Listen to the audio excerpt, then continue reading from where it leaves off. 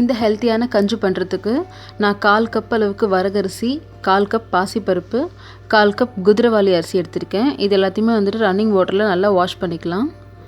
எப்பவுமே பார்த்திங்கன்னா மில்லட்ஸில் வந்துட்டு நிறைய தூசி இருக்கும். ஸோ அது 6-7 தடவை நல்லா கழுவணும். கழுவுனதுக்கப்புறமா தேவையான அளவுக்கு தண்ணி ஊற்றி ஒரு 2லேருந்து 3 மணி நேரத்துக்கு நல்லா ஊற வச்சுக்கலாம். இப்போ பார்த்திங்கன்னா 3 மணி நேரத்துக்கு அப்புறம் எல்லாமே நல்லா ஊறிடுச்சு. இதை திரும்பவும் ஒரு தடவை வாஷ் பண்ணிக்கலாம். வாஷ் பண்ணிவிட்டு குக்கரில் வந்து சேர்த்துக்கலாம்.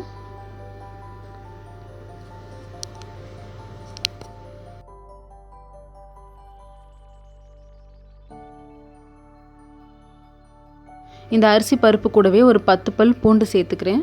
அது கூடவே 1/2 கப் அளவுக்கு தேங்காய் திருகுனது, தேவையான அளவுக்கு உப்பு, இது கூடவே 3 கப் அளவுக்கு தண்ணி சேர்த்துக்கிறேன். இந்த கஞ்சி பதத்துக்கு பார்த்தீங்கன்னா நீங்கள் 3 கப் அளவுக்கு தண்ணி வச்சிங்கன்னா கரெக்டாக இருக்கும். இந்த 3 கப்பு தண்ணி சேர்த்து கரெக்டாக 5 விசிலுக்கு இது நல்லா குழைய வேக வச்சு எடுத்துக்கலாம்.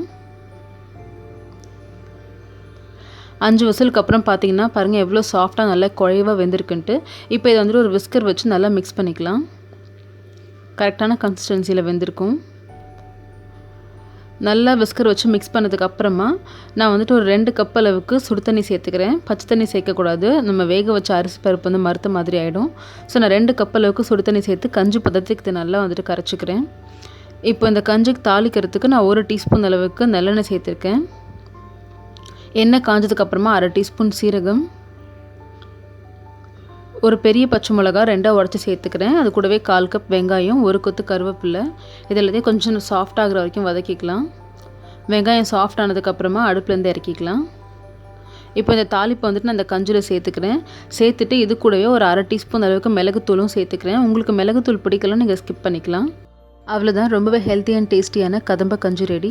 இது வந்துட்டு மார்னிங் பிரேக்ஃபாஸ்ட்டுக்கு நீங்கள் எடுத்துக்கலாம், இல்லைனாக்கா வந்துட்டு ஈவினிங் ஒரு 6 மணி போல் வந்துட்டு இது எடுத்துக்கலாம். ரொம்பவே ஹெல்த்தி அண்ட் கொஞ்சம் ஃபில்லிங்காகவும் இருக்கும். ஸோ கண்டிப்பாக ட்ரை பண்ணி பாருங்கள். தேங்க்ஸ் ஃபார் வாட்சிங்.